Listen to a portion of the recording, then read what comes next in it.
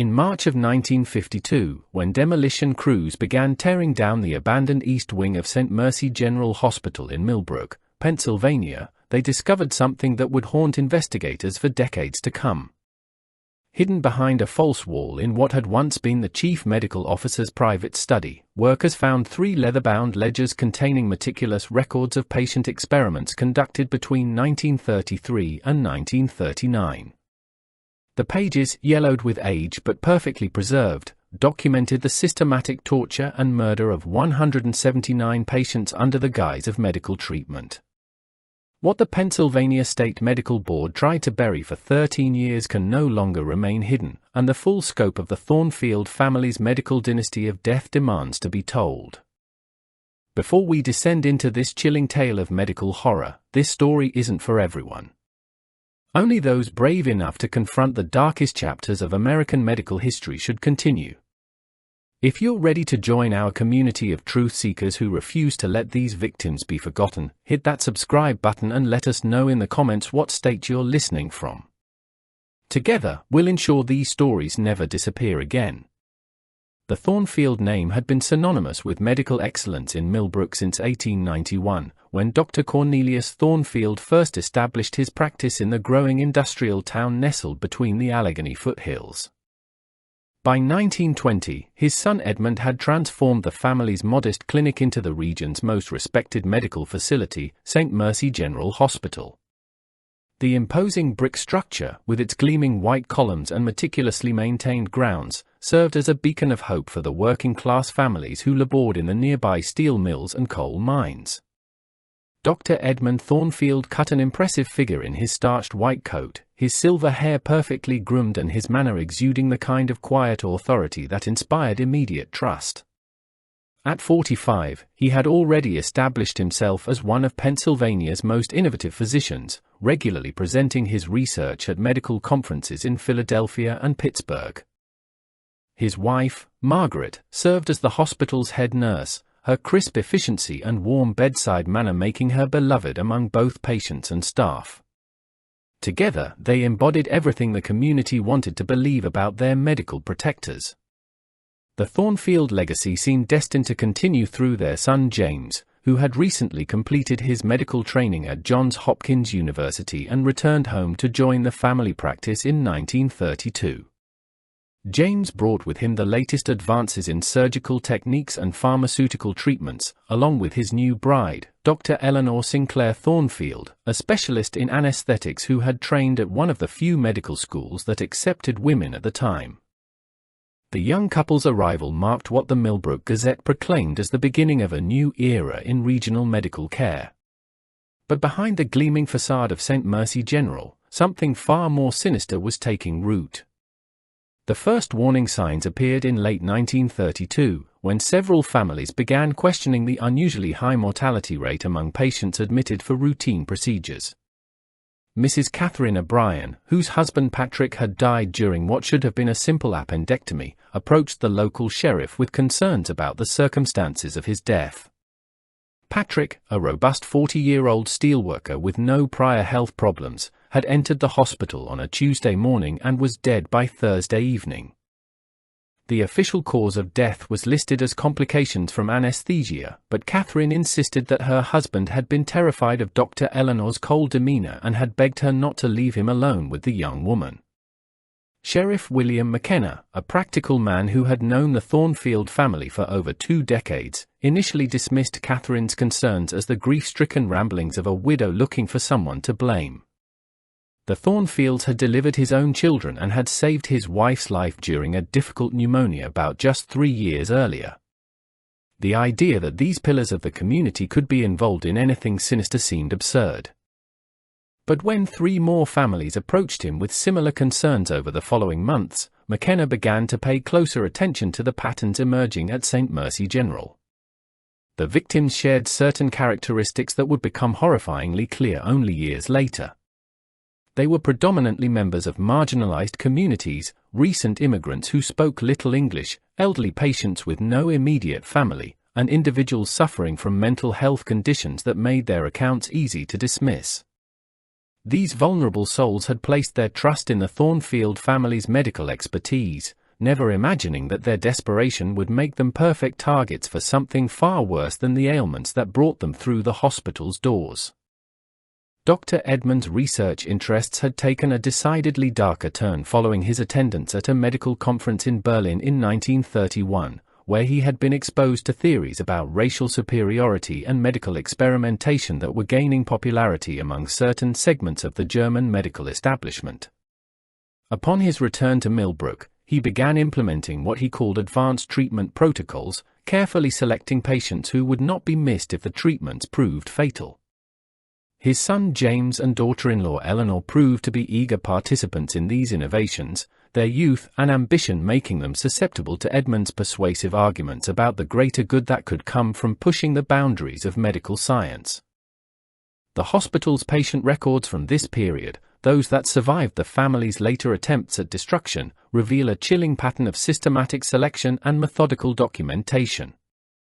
Each victim was carefully chosen based on specific criteria: their social isolation, their financial circumstances, and their likelihood to comply with whatever treatment protocols were prescribed. The Thornfields had transformed their healing sanctuary into something resembling a laboratory, with human subjects whose lives were deemed expendable in service of their twisted vision of medical advancement. By the spring of 1933, the operation had evolved into a well-orchestrated system of horror that would claim its first dozen lives before the summer's end. The Thornfield family had discovered that their position of trust and authority provided them with access to an endless supply of vulnerable victims, and they were only beginning to explore the full extent of their power over life and death. What started as isolated incidents of suspicious mortality would soon escalate into something far more systematic and terrifying, as the family's appetite for experimentation grew beyond anything the community could have imagined possible. The Thornfield family's integration into Millbrook's social fabric had been masterfully orchestrated over 4 decades of careful reputation building. Dr. Edmund served on the hospital board of directors, the town council, and as a deacon at First Presbyterian Church, where his generous donations had funded the new stained glass windows that cast colorful light across Sunday congregations. Margaret's involvement in the Ladies' Auxiliary and her coordination of charitable drives for the less fortunate had earned her a reputation as the town's most compassionate citizen. Their influence extended far beyond the medical realm, touching every aspect of community life in ways that would later make their crimes all the more shocking. The family's financial success allowed them to maintain the grandest residence on Elm Street, a sprawling Victorian mansion complete with manicured gardens and a carriage house that had been converted into a modern garage for Edmund's prized Packard automobile. Their dinner parties were legendary among Millbrook's elite, featuring the finest china and silverware, with conversations that ranged from medical innovations to cultural developments in the major cities. Guests invariably left these gatherings impressed by the family's sophistication and their obvious dedication to improving life in their small industrial town. James and Eleanor's return from their medical training had been celebrated as a homecoming that would ensure the Thornfield legacy for generations to come. The young couple moved into the renovated second floor of the family mansion, creating a multi-generational household that appeared to embody traditional American values. Eleanor's groundbreaking work in anesthetics was particularly celebrated, as she was one of only 3 female physicians practicing in the entire county. Her success was seen as a reflection of the Thornfield family's progressive attitudes and their commitment to advancing medical science regardless of social conventions. The hospital itself had become the crown jewel of the Thornfield empire, with its 30-bed capacity serving patients from 6 surrounding townships. The facility boasted the most modern equipment available, including a new X-ray machine that Edmund had personally selected during a trip to Chicago in 1931. The surgical suite featured the latest in lighting technology and sterilization equipment, while the recovery ward was designed with patient comfort as the primary consideration. Every detail had been carefully planned to project an image of cutting-edge medical care delivered with old-fashioned compassion. Behind this carefully constructed facade, however, the family had begun implementing what Edmund termed their special research protocols. These procedures were conducted in a renovated basement area that had been converted into a private laboratory, complete with medical equipment that never appeared on any official hospital inventory. The space was accessible only through Edmund's private office, ensuring that regular hospital staff remained unaware of the activities taking place below their feet. The laboratory's existence was known only to the 3 family members who had committed themselves to pushing the boundaries of medical experimentation far beyond the limits of ethical practice.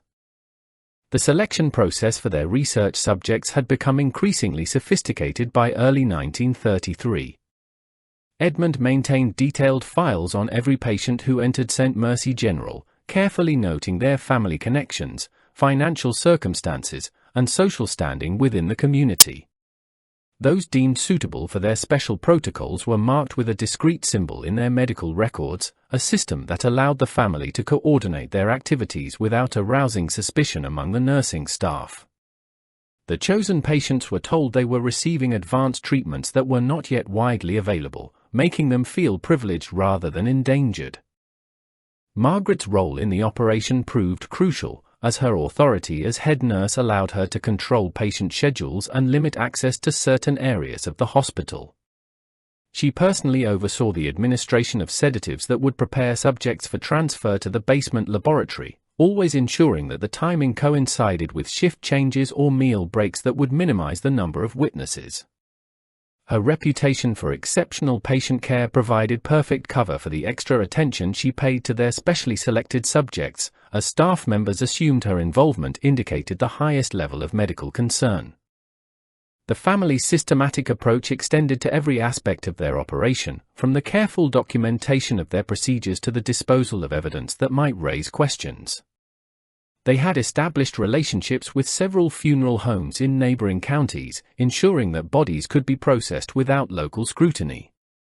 Death certificates were prepared with causes of death that appeared medically sound, while family notifications were handled with the kind of professional compassion that discouraged further questions.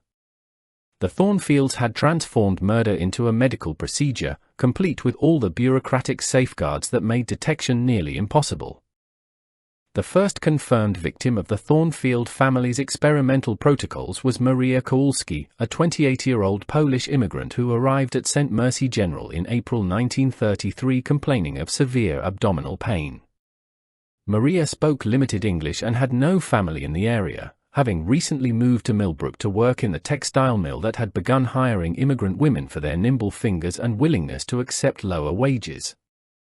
Her isolation made her an ideal candidate for what Edmund had begun calling their advanced therapeutic interventions, though the reality was far more sinister than any legitimate medical treatment.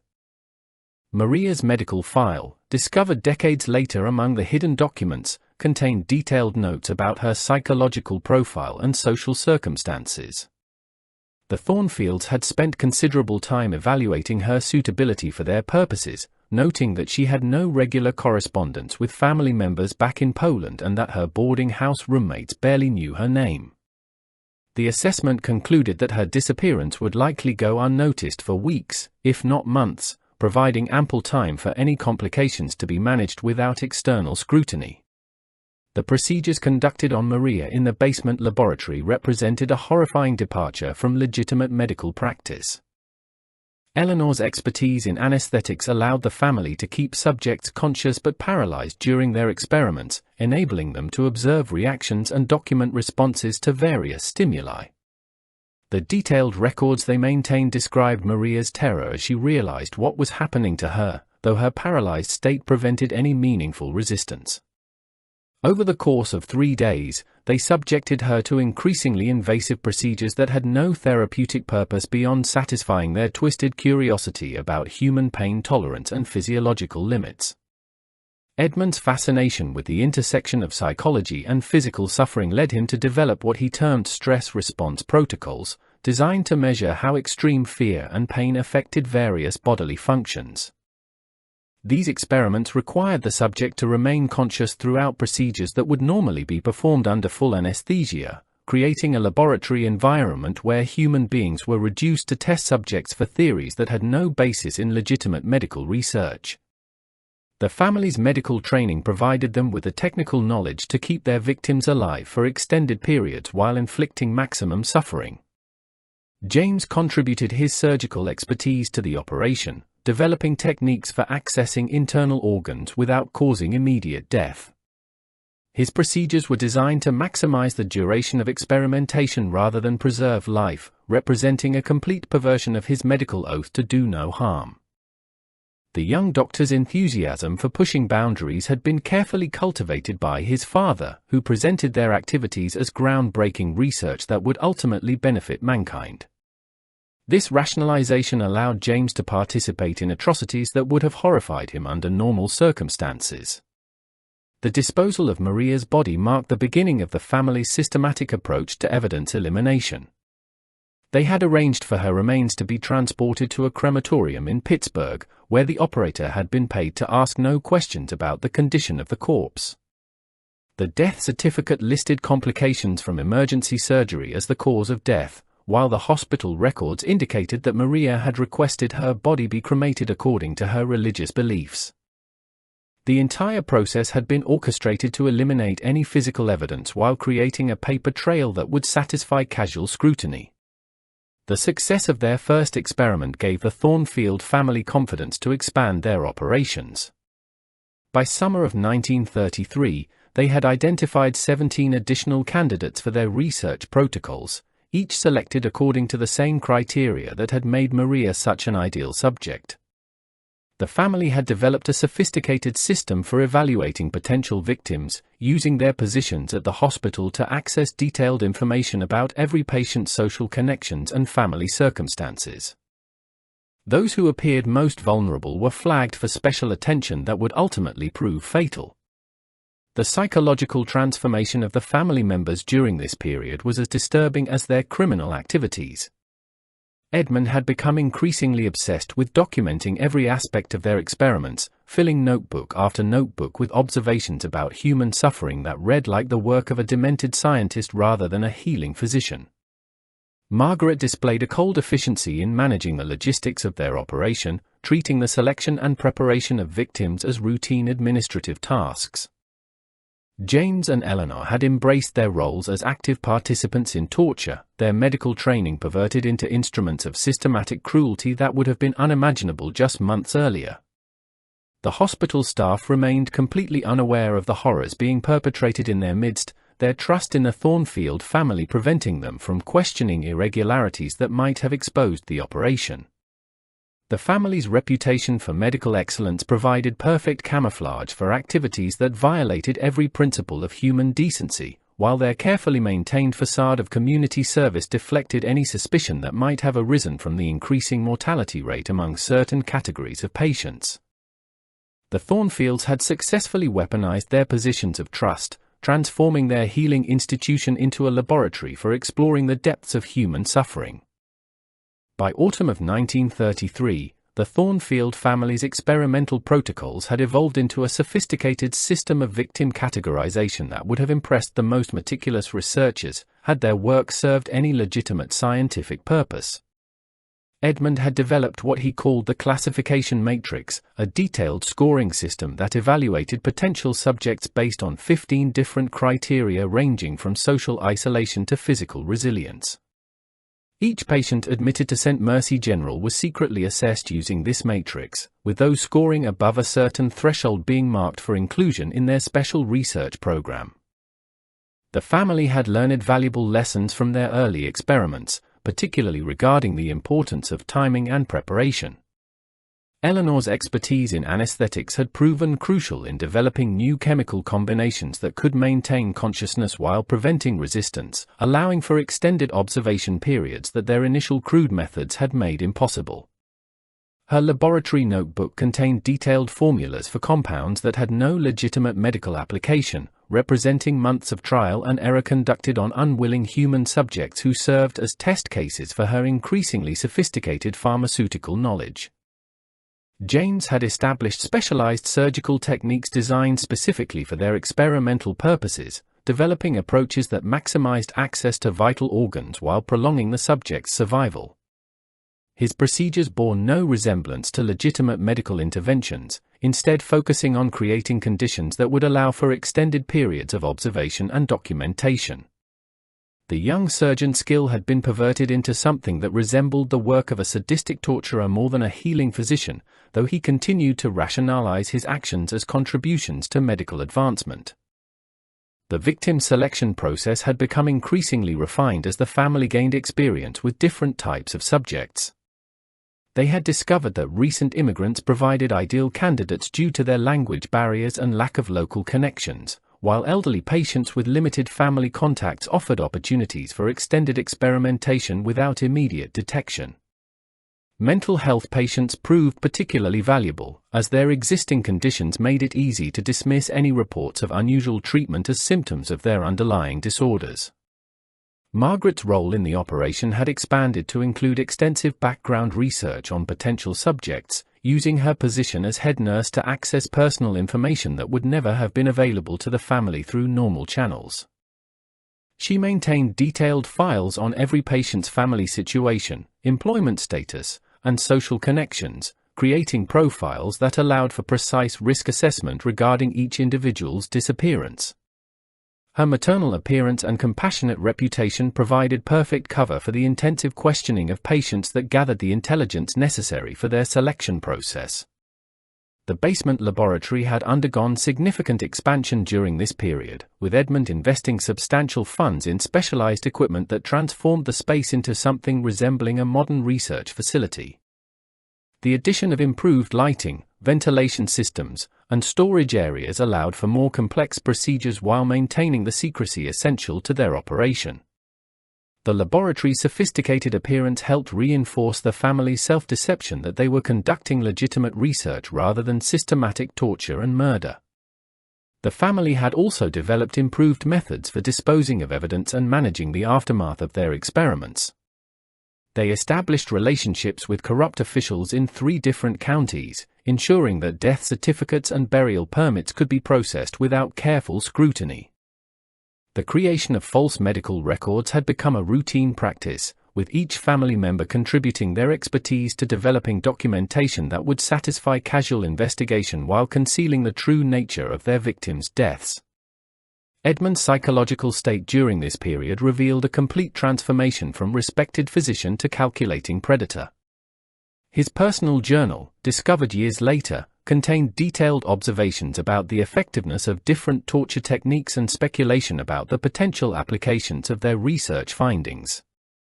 The man who had once dedicated his life to healing had become obsessed with causing suffering, viewing his victims as laboratory animals whose pain served the higher purpose of advancing his understanding of human physiology under extreme stress.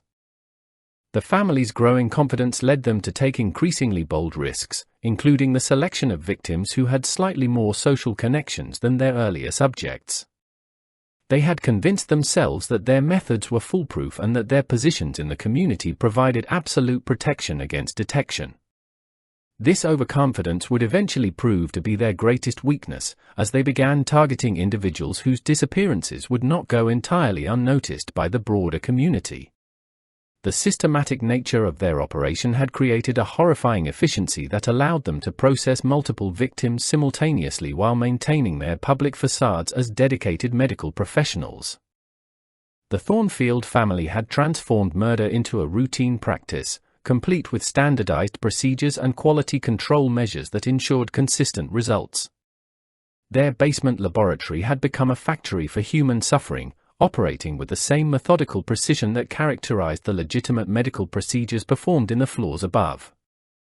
By the spring of 1934, the Thornfield family's operation had reached its most productive and terrifying phase, with their basement laboratory processing an average of 3 victims per month while maintaining the hospital's reputation as the region's premier medical facility.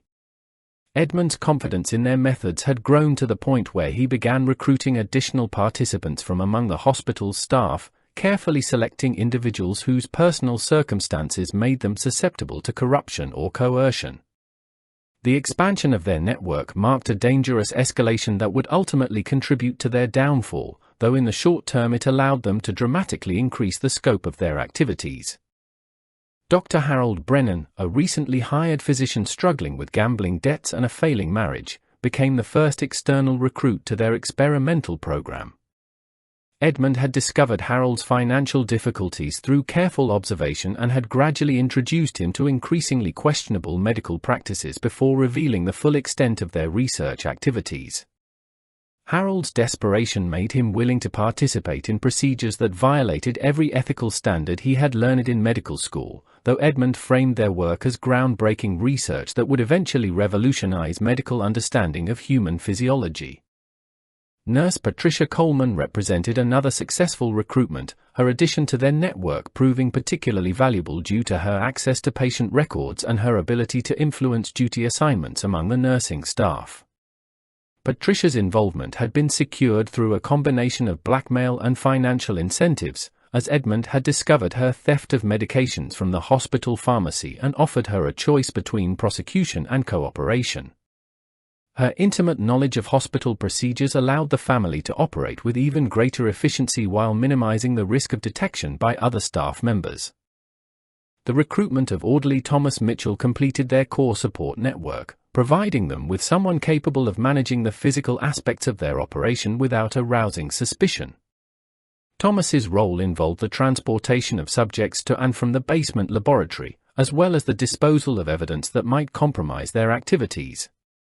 His position as night shift supervisor gave him access to areas of the hospital that were normally restricted, allowing him to move freely throughout the building during the hours when their most sensitive work was conducted.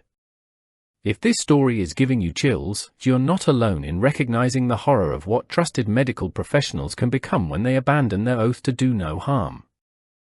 Share this video with friends who appreciate true crime mysteries, and hit that like button to support our efforts to bring these forgotten stories to light. Don't forget to subscribe so you never miss our investigations into America's darkest medical secrets. The expanded network allowed the Thornfields to implement a more systematic approach to victim processing, with each member of their team contributing specialized skills to different aspects of the operation. Harold's medical expertise proved particularly valuable in developing new experimental protocols, while Patricia's nursing knowledge helped refine their patient preparation techniques. Thomas's familiarity with the hospital's physical layout enabled them to create more secure transportation routes that minimized the risk of unexpected encounters with uninvolved staff members. The family's documentation practices had evolved to include detailed performance evaluations of their network members, with Edmund maintaining files that tracked each participant's contributions and reliability. These records served multiple purposes, providing both operational feedback and potential leverage should any member of their team develop second thoughts about their involvement. The systematic nature of their record-keeping reflected Edmund's obsession with controlling every aspect of their operation while maintaining detailed documentation of their crimes. The psychological dynamics within their expanded network revealed the corrupting influence of systematic participation in atrocities.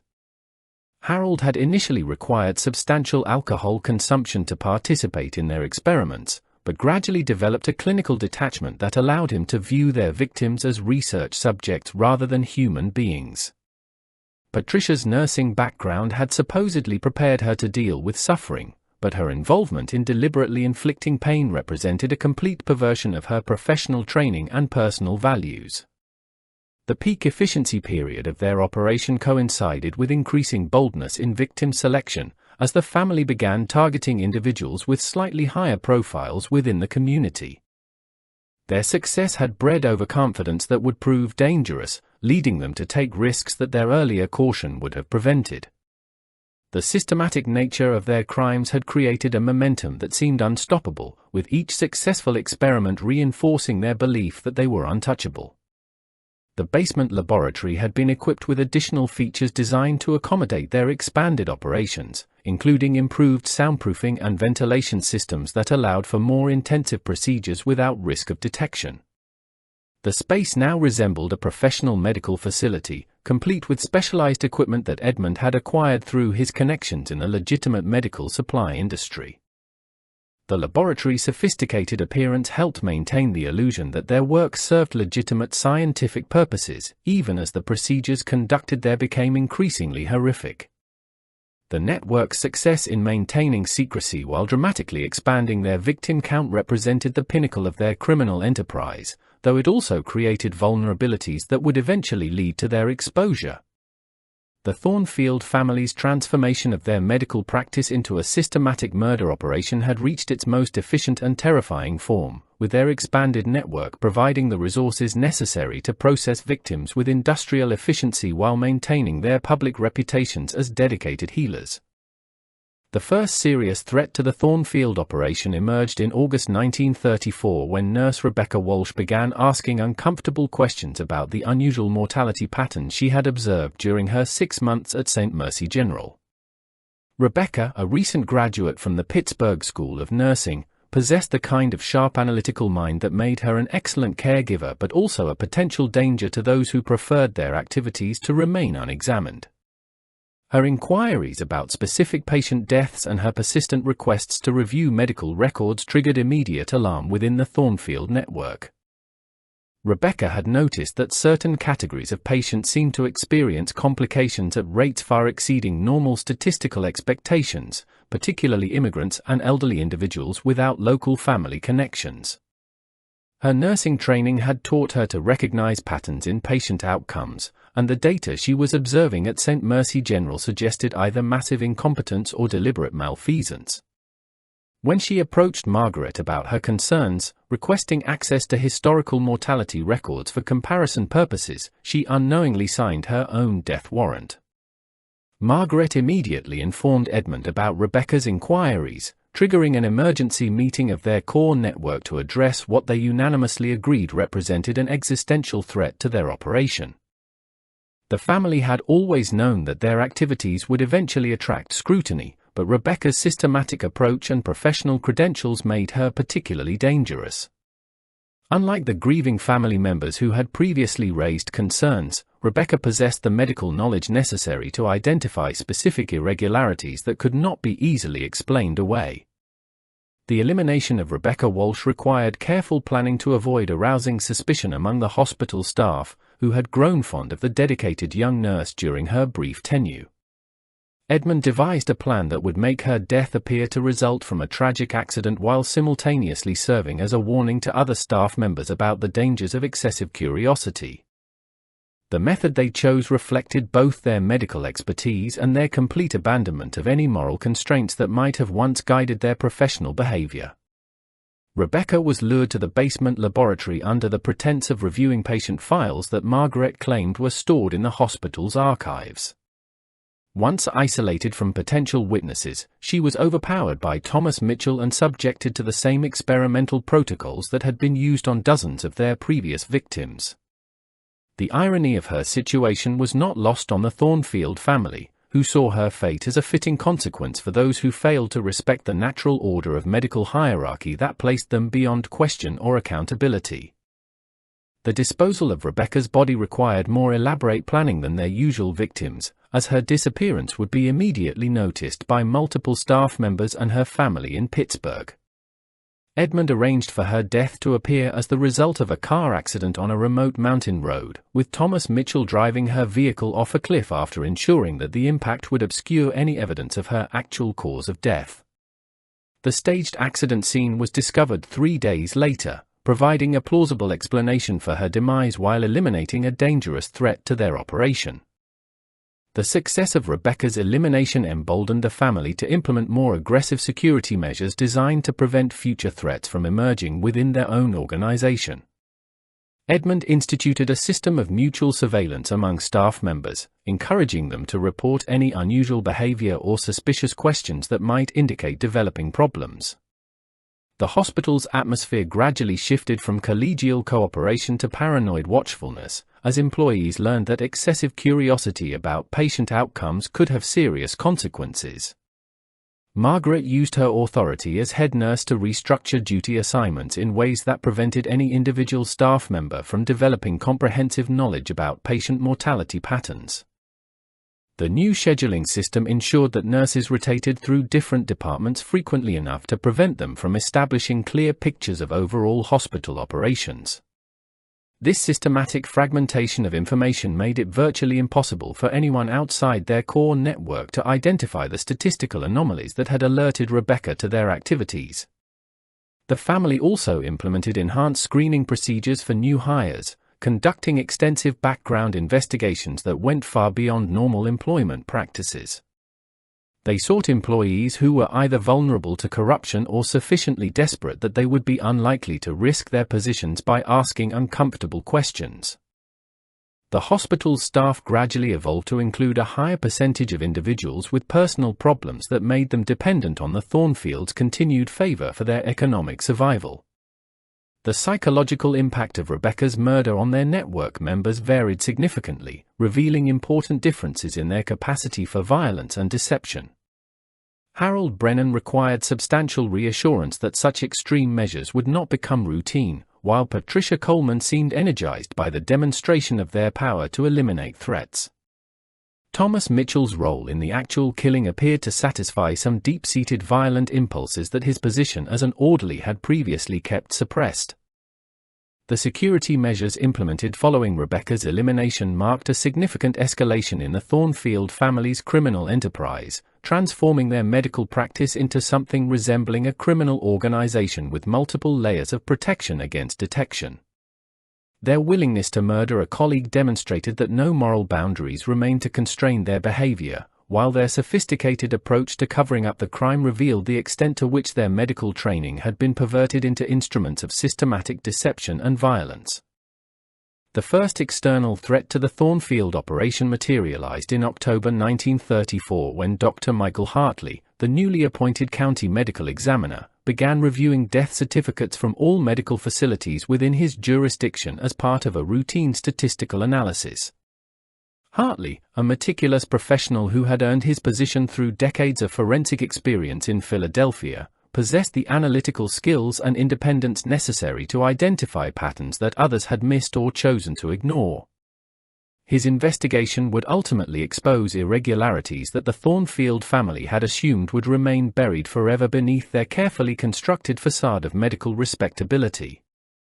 Hartley's initial review of St. Mercy General's mortality records revealed statistical anomalies that defied medical explanation, particularly regarding the unusually high death rates among specific demographic groups during certain time periods.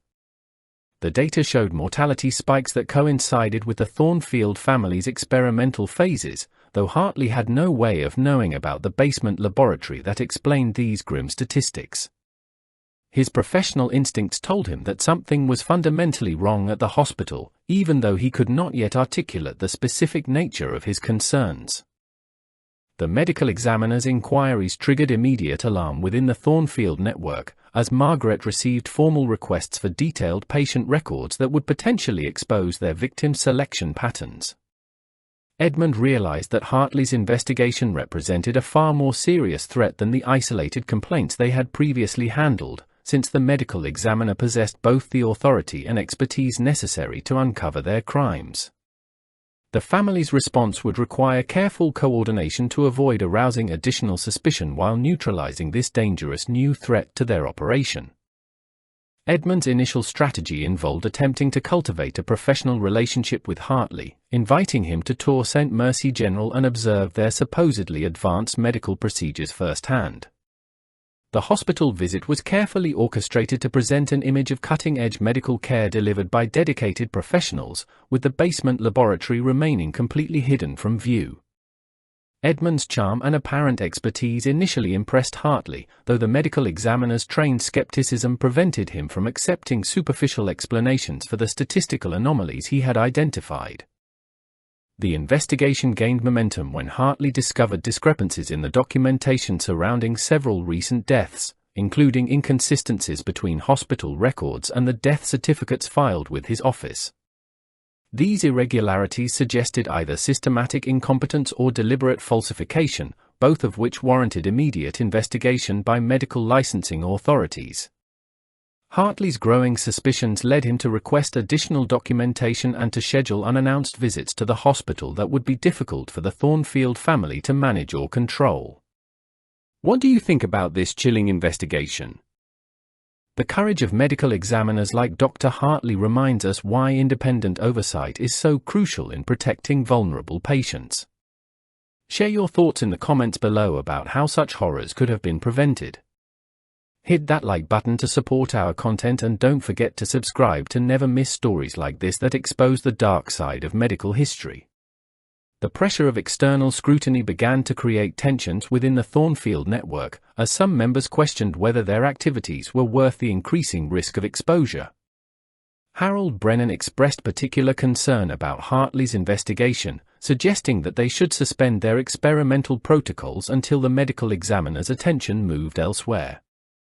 Patricia Coleman argued for more aggressive measures to discredit Hartley's credibility, while Thomas Mitchell proposed solutions that involved eliminating the threat through methods they had used successfully in the past. Edmund's response to the crisis revealed the depth of his commitment to continuing their operation regardless of external threats. He dismissed suggestions that they should curtail their activities, arguing that their research had reached a crucial phase that could not be interrupted without losing years of progress. His obsession with their experimental work had grown beyond rational calculation of risk and reward, transforming him into someone willing to take increasingly desperate measures to protect what he viewed as his life's most important contribution to medical science.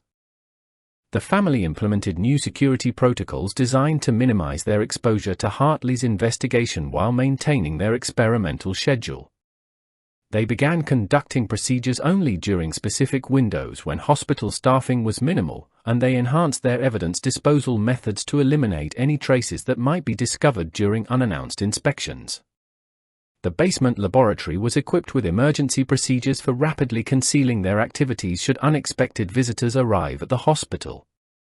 Margaret's role became increasingly crucial during this period, as her position allowed her to monitor communications between the hospital and external authorities while controlling access to sensitive records. She developed an elaborate system for maintaining duplicate sets of patient files, with sanitized versions available for official review and complete records hidden in locations that would not be discovered during routine inspections. Her administrative skills had been perverted into tools for systematic deception on a scale that would have impressed professional criminals. The psychological strain of operating under heightened scrutiny began to affect all members of their network, though each individual responded differently to the pressure. Edmund became increasingly paranoid and controlling, micromanaging every aspect of their operation while demanding absolute loyalty from his collaborators. James and Eleanor found themselves caught between their father's expectations and their growing awareness that their criminal enterprise was approaching a point of no return that would determine their ultimate fate. The investigation had reached a critical juncture where the Thornfield family's carefully constructed world of medical respectability was beginning to crack under the pressure of legitimate scrutiny. Dr. Hartley's persistence and professional competence represented exactly the kind of external threat that their operation had been designed to avoid, forcing them to confront the possibility that their reign of terror might finally be approaching its end.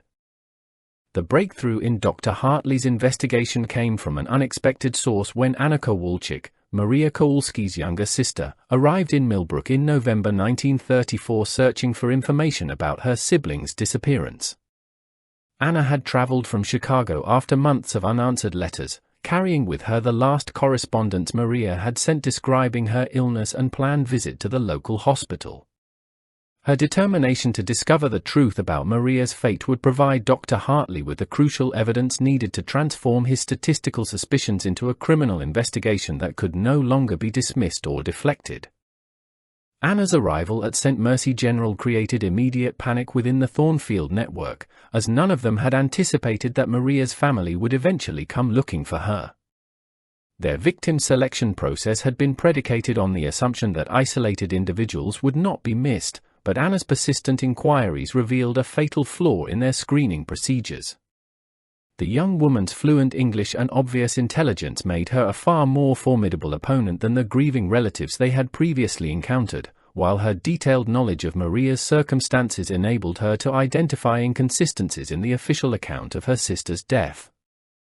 Margaret's initial attempts to satisfy Anna's questions with standard explanations about medical complications quickly proved inadequate when the determined sister demanded to see specific records and speak with staff members who had treated Maria. Anna's nursing background, acquired through employment at a Chicago hospital, gave her the medical knowledge necessary to ask precisely the right questions about treatment protocols and documentation procedures.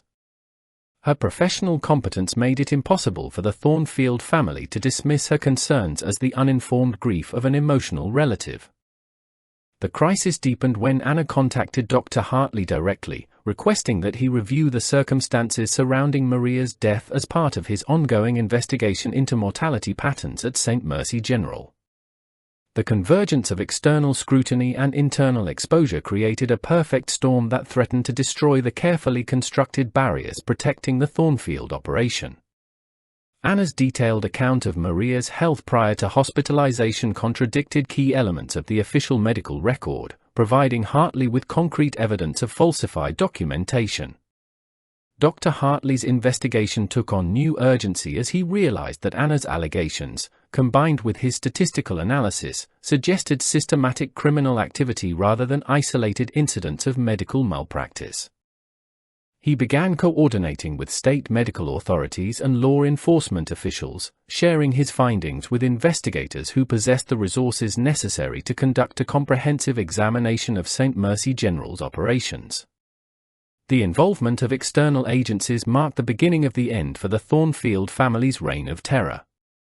The family's response to this escalating crisis revealed the extent to which their criminal enterprise had corrupted their judgment and moral reasoning. Edmund's initial instinct was to eliminate Anna using the same methods they had employed against Rebecca Walsh, but the young woman's high profile and obvious connections to external investigators made such an approach extremely dangerous.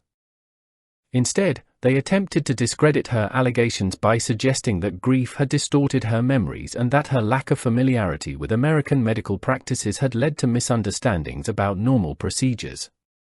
James and Eleanor found themselves increasingly isolated within their own family as the pressure of potential exposure began to fracture the unity that had sustained their operation for nearly 2 years. Eleanor expressed growing concerns about the risks they were taking, while James began questioning whether their experimental work justified the extreme measures his father seemed willing to employ to protect it. The psychological strain of maintaining their double lives while facing imminent discovery had begun to reveal fundamental differences in their commitment to their criminal enterprise. Patricia Coleman emerged as a potential weak link in their network when she approached Margaret with suggestions that they should cooperate with investigators in exchange for reduced culpability. Her nursing background had given her sufficient understanding of their crimes to recognize that continued resistance would likely result in life imprisonment or execution for all participants. Margaret's response to Patricia's concerns involved a combination of threats and financial incentives designed to maintain her loyalty during the critical period ahead. The basement laboratory was hastily modified to eliminate evidence of their experimental activities, with Edmund directing the removal of specialized equipment and the destruction of documentation that could not be easily explained. The family's years of meticulous record-keeping, once a source of pride in their systematic approach, had become a liability that threatened to provide investigators with detailed evidence of their crimes. The irony was not lost on Edmund that his obsession with documentation might ultimately lead to his downfall. Anna's persistence in pursuing her investigation, despite obvious attempts to discourage her inquiries, demonstrated the kind of courage that had been notably absent among previous potential witnesses to the Thornfield family's activities. Her refusal to accept superficial explanations or be intimidated by authority figures represented exactly the type of external pressure that their operation had been designed to avoid. The convergence of her investigation with Dr. Hartley's official inquiry created a momentum that would prove impossible for the family to stop or redirect. The psychological transformation of the Thornfield family during this crisis period revealed how thoroughly their criminal activities had corrupted their capacity for rational decision-making. Edmund's paranoid insistence on continuing their experiments despite overwhelming evidence that exposure was imminent showed how completely his obsession had replaced normal survival instincts. The family's inability to recognize when their situation had become hopeless would ultimately ensure that their crimes would be fully exposed rather than partially concealed through strategic cooperation with authorities.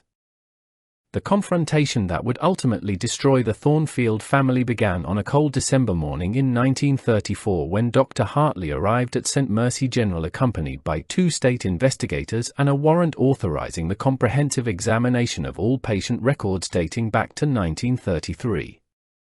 Edmund's attempt to delay the inspection while consulting with legal counsel was firmly rejected by the lead investigator, Detective Lieutenant Robert McPherson, whose experience with medical fraud cases had taught him to recognize stalling tactics employed by desperate criminals.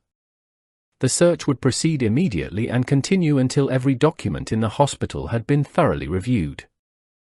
The investigators' systematic approach quickly revealed the sophisticated deception that had concealed the Thornfield family's crimes for nearly 2 years. Detective McPherson's team discovered discrepancies between original patient intake forms and the sanitized records that Margaret had prepared for official review, exposing a pattern of falsification that extended far beyond simple clerical errors.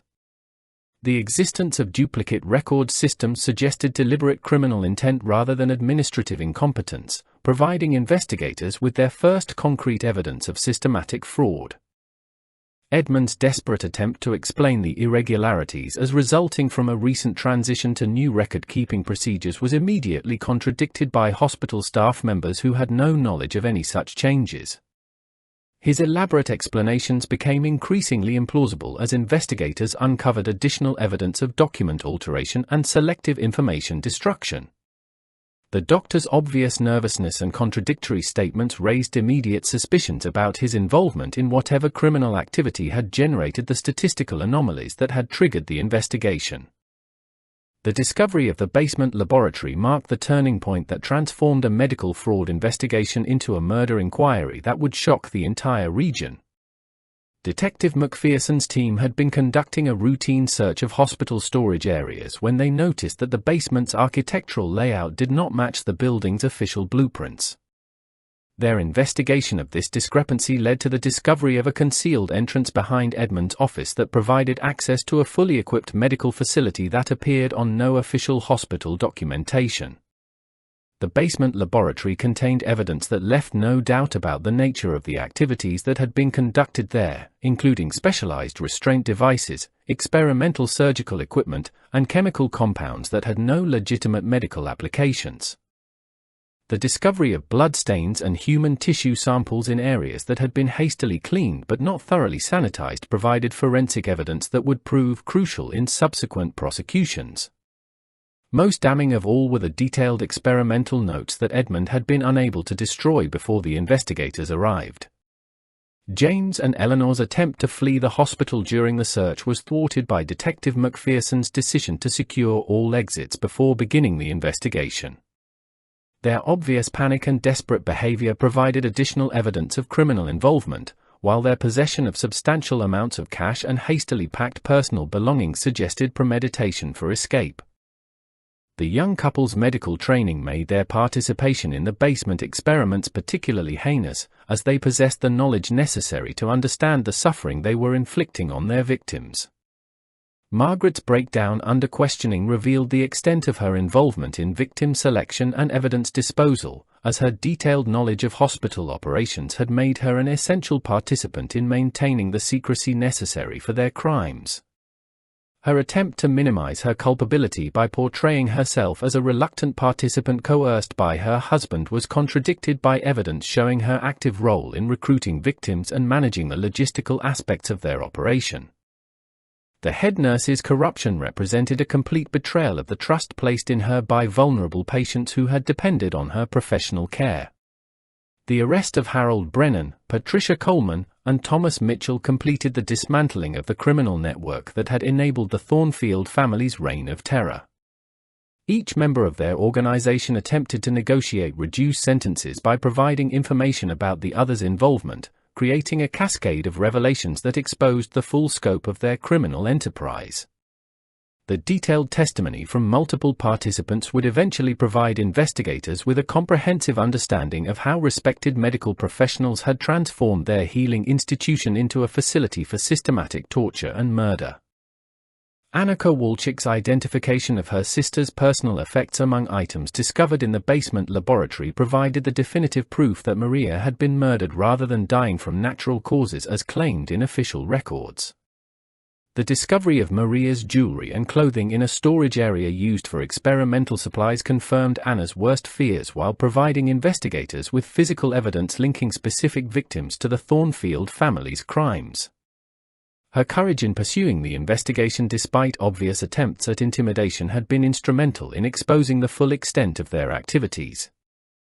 The psychological impact of exposure on Edmund revealed the complete collapse of the rational facade that had concealed his transformation into a systematic killer.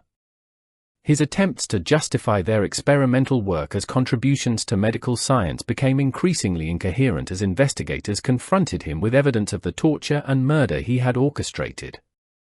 The respected physician's descent into obvious madness provided a disturbing glimpse into the mind of someone who had gradually abandoned every ethical principle that should have guided his professional behavior.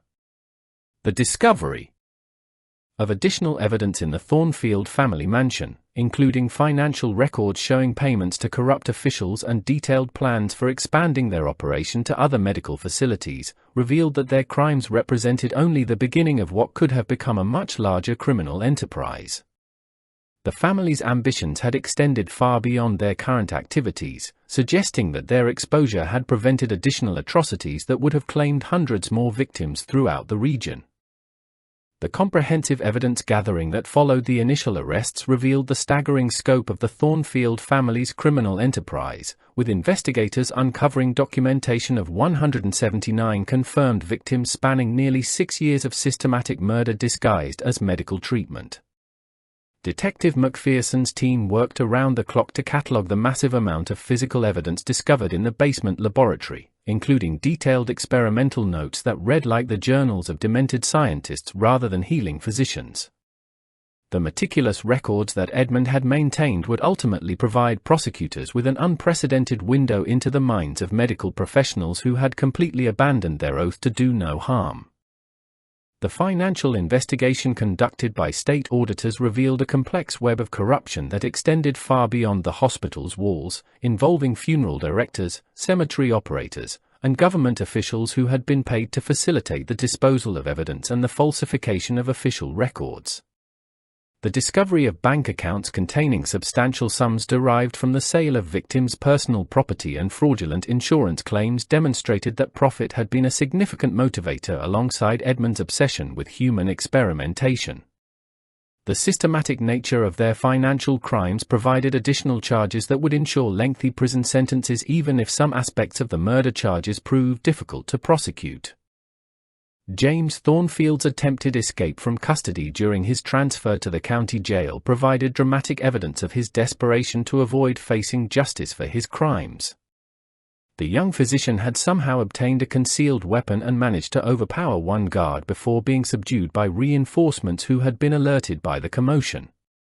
His willingness to resort to violence against law enforcement officers demonstrated the complete moral collapse that had enabled his participation in torture and murder.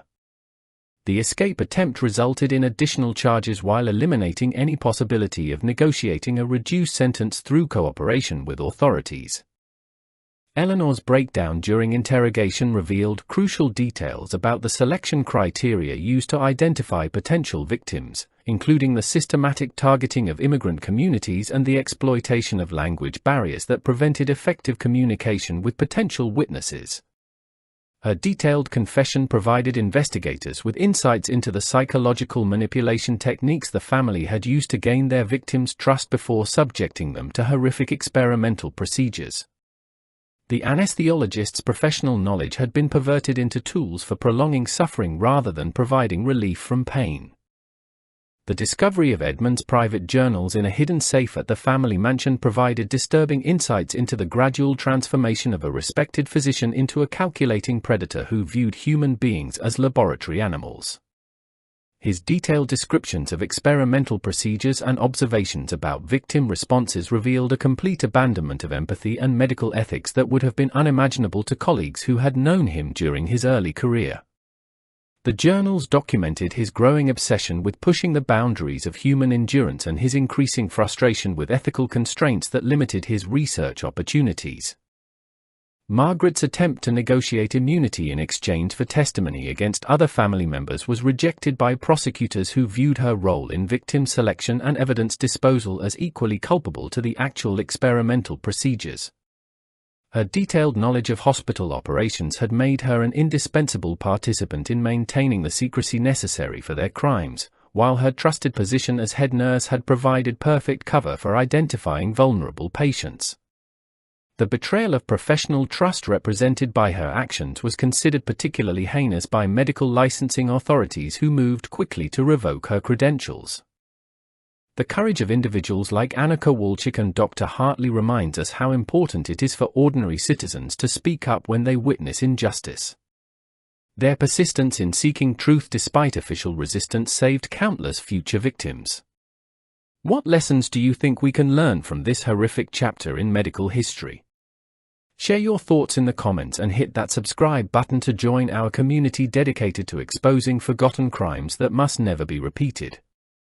The investigation of Harold Brennan's financial records revealed his desperate circumstances had made him vulnerable to recruitment by the Thornfield family, though his medical training meant he fully understood the criminal nature of his participation in their experimental procedures. His gambling debts and personal problems had created the leverage Edmund needed to secure his cooperation, but his extensive involvement in victim selection and procedure planning made him an active participant rather than a reluctant accomplice. The prosecution's decision to seek the death penalty for all major participants reflected the unprecedented nature of their crimes. Patricia Coleman's detailed testimony about the hospital's internal security measures and staff scheduling procedures provided crucial evidence about how the family had managed to conduct their activities without detection by uninvolved personnel. Her access to patient records and ability to manipulate duty assignments had been essential elements in maintaining operational security while facilitating the systematic selection of victims.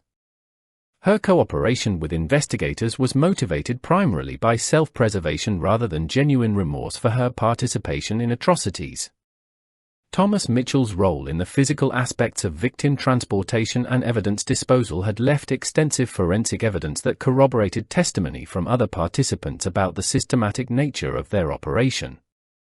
His knowledge of the hospital's layout and security procedures had enabled the family to move victims and dispose of evidence without detection, while his position on the night shift had provided cover for activities that required minimal witnesses. The orderly's violent history, revealed during background investigation, suggested he had been selected for recruitment based on his willingness to participate in extreme measures.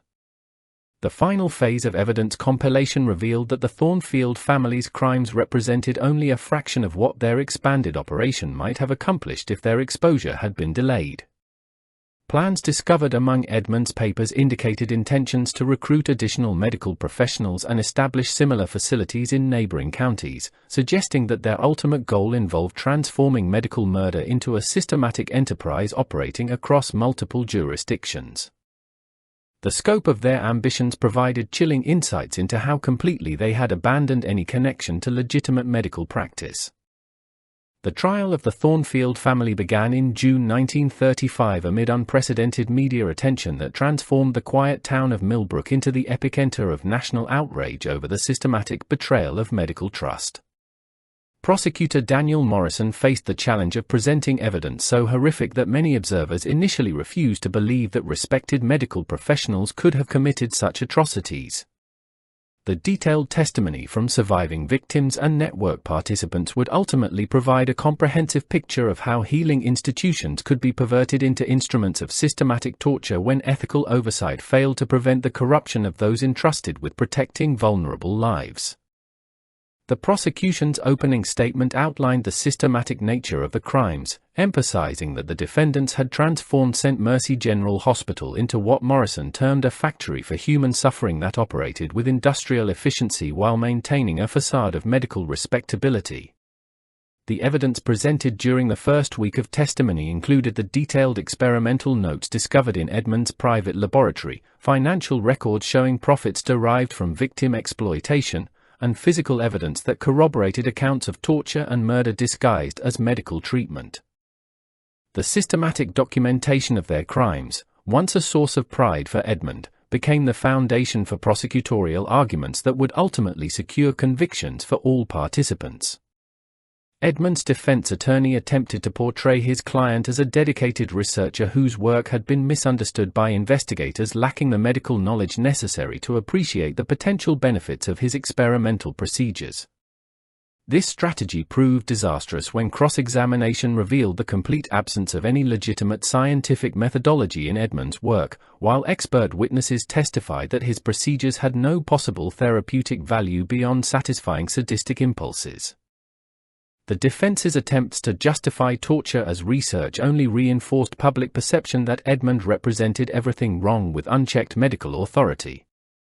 James and Eleanor's joint defense strategy focused on portraying them as young professionals who had been manipulated by Edmund's authority and expertise into participating in activities they did not fully understand. This approach was undermined by evidence showing their enthusiastic participation in developing new experimental techniques and their active involvement in victim selection procedures. Medical experts testified that their training would have made it impossible for them to misunderstand the nature of their activities, while their detailed knowledge of anatomy and physiology had actually enhanced the suffering they were able to inflict on their victims. Margaret's testimony as a prosecution witness in exchange for a life sentence rather than execution provided crucial insights into the family's victim selection criteria and evidence disposal methods. Her detailed account of how they had identified vulnerable patients and manipulated hospital procedures to facilitate their crimes demonstrated the systematic betrayal of nursing ethics that had made their operation possible. Her cooperation was motivated by self-preservation rather than genuine remorse, but her testimony proved essential in securing convictions for the other family members. The broader implications of the Thornfield case extended far beyond individual criminal prosecutions, triggering comprehensive reforms in medical oversight and patient protection procedures that would reshape healthcare delivery throughout Pennsylvania and eventually influence national medical standards.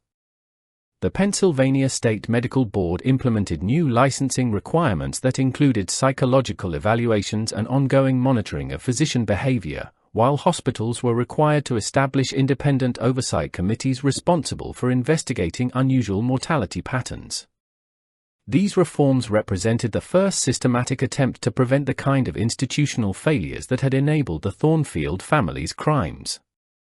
The investigation's revelation of corruption among government officials led to additional prosecutions that exposed how easily criminal enterprises could operate when regulatory oversight was compromised by financial incentives. 3 county coroners, 2 funeral directors, and a cemetery operator were convicted of accepting bribes to falsify death certificates and facilitate evidence disposal, demonstrating that the Thornfield operation had required extensive community complicity to maintain its facade of legitimacy. The corruption prosecutions revealed systemic weaknesses in oversight mechanisms that extended far beyond the medical profession. Annika Walchick's persistent advocacy for victim rights during the trial proceedings helped establish legal precedents for family involvement in medical oversight and patient protection procedures. Her refusal to accept official explanations and her determination to seek justice for her sister had been instrumental in exposing crimes that might otherwise have remained hidden forever. The legal system's recognition of her contributions led to new requirements for patient advocacy and family notification procedures that would provide additional layers of protection against institutional abuse. The psychological evaluation of Edmund conducted by court-appointed experts revealed the gradual transformation of a legitimate medical practitioner into someone completely divorced from normal human empathy and ethical constraints. The psychiatrists concluded that his obsession with experimental procedures had evolved into a form of mental illness that made him incapable of recognizing the humanity of his victims, though this finding was not accepted as grounds for an insanity defense. The evaluation provided disturbing insights into how professional authority and social isolation could facilitate the development of systematic cruelty among individuals who had once been dedicated healers. The trial's impact on the medical profession extended beyond immediate procedural reforms, prompting extensive soul-searching about the ethical foundations of medical practice and the adequacy of professional training in preventing the kind of moral collapse demonstrated by the Thornfield family. Medical schools implemented new curricula emphasizing medical ethics and patient advocacy, while professional organizations established ongoing education requirements designed to reinforce ethical obligations throughout practitioners' careers. The Thornfield case became a cautionary tale used in medical education to illustrate the catastrophic consequences of abandoning fundamental ethical principles. The community of Millbrook struggled to comprehend how their most trusted medical professionals had betrayed the faith placed in them by vulnerable patients seeking healing and comfort. The psychological impact on survivors and family members of victims created lasting trauma that would affect the community for generations, while the destruction of trust in medical institutions required years of rebuilding through transparent procedures and enhanced accountability measures. The Thornfield legacy served as a permanent reminder that professional credentials and social status provided no guarantee against the capacity for systematic evil when ethical constraints were abandoned.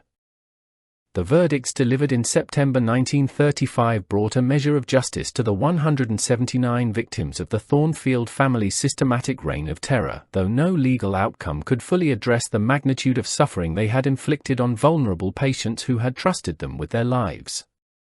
Edmund Thornfield received the death penalty for his role as the primary architect of their criminal enterprise, while James and Eleanor were sentenced to life imprisonment without possibility of parole for their enthusiastic participation in torture and murder. Margaret's cooperation with prosecutors earned her a life sentence rather than execution, though her betrayal of nursing ethics ensured she would spend her remaining years behind bars reflecting on the trust she had violated. The execution of Edmund Thornfield in March 1936 marked the end of a medical dynasty that had once represented the pinnacle of professional respectability in rural Pennsylvania. His final statement, delivered without apparent remorse, focused on his belief that his experimental work would eventually be vindicated by scientific progress, demonstrating that even facing death he remained unable to comprehend the moral enormity of his crimes. The complete absence of empathy or regret in his final words provided a chilling reminder of how thoroughly his medical training had been perverted into instruments of systematic cruelty. The dismantling of St. Mercy General Hospital following the convictions eliminated the physical location where so many atrocities had been committed, though the building's destruction could not erase the memories of those who had suffered within its walls. The basement laboratory was sealed and filled with concrete before the structure was demolished, ensuring that no trace remained of the facility where medical healing had been transformed into systematic torture. The hospital site was eventually converted into a memorial park dedicated to the victims whose names had been recovered from the fragmentary records that survived the family's attempts at evidence destruction. The broader impact of the Thornfield case on medical practice extended far beyond Pennsylvania, influencing the development of ethical oversight mechanisms and patient protection procedures that would eventually become standard throughout American healthcare.